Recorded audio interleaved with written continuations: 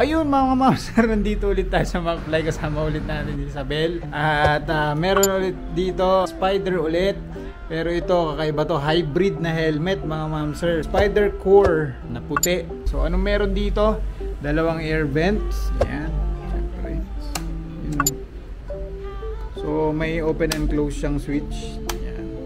Tapos tapaludo. Tapos yung detachable na panga. Tama ba yun? Panga.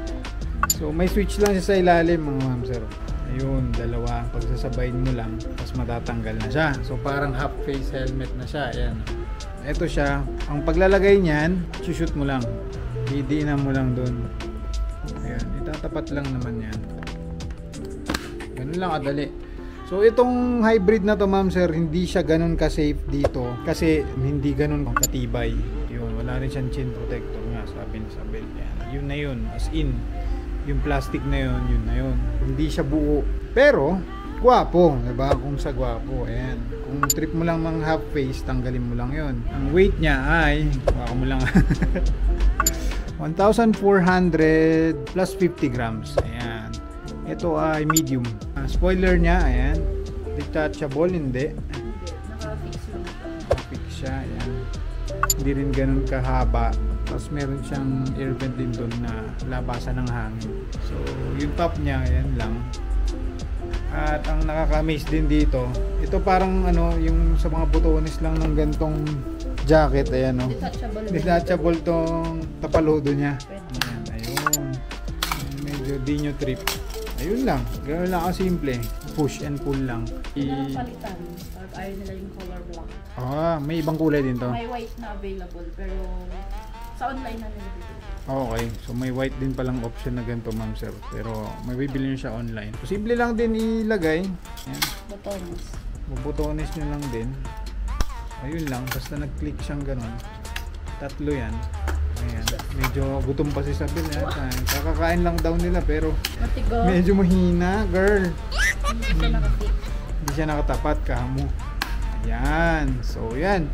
Napakagwapong spider core.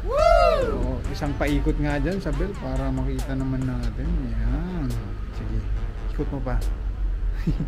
Ikot mo. Ayan. So ito, Revolence din, hindi? Rainbow na Revolence. Rainbow na Revolence yan. So, titingnan din natin siya ma'am sir kung nasa loob kayo. Napakalinaw. Yan, napakalinaw oh. Nakita nyo si Isabel oh. So, okay lang din siya sa gabi? Yes. Okay lang pero din sa ano gabi. naman, may inclusion siya clear, tsaka smoke, yung color black. Dalawa? Dalawa yung inclusion niya. Okay. Bali tatlo kasama na ito. Dalawa yung inclusion niya. Tapos may napansin ako sa kanya. Ito, dito nyo lang siya atakin magkabila. Meron din doon sa kabila. So, napakadali. Hindi siya dual visor ma'am sir, pero eyewear friendly. So, yung may groove siya para sa mga naka-glasses na tulad ko. Ayan, malaking tulong yan. Yung lining. Ayan. Lining niya, yung foam niya. Oh. Napakalambot din. Parang yung Corsa na review natin. Ito yung design niya sa ano. Ayan. Ito leather din yung, yung feel niya. Ito lang yung reflector. Lining. Yan. Tapos yung lining niyan to. Tapos yung styrofoam na doon. Yan. Direct na siya. Yan. Rekta na yun. Pero maganda. Strap niya, quick release. Siyempre, di natin babalagpasin ang presyo. Ito is 4,500. 4,500 mga ma'am sir. Makukuha nyo na tong Spider Core dito sa McFly Moto Gear. So, available colors, white, syempre, matte black, metallic matte red, at metallic matte blue. Ayan. So, yan yung mga available na colors dito ma'am sir as of June 22, 2023.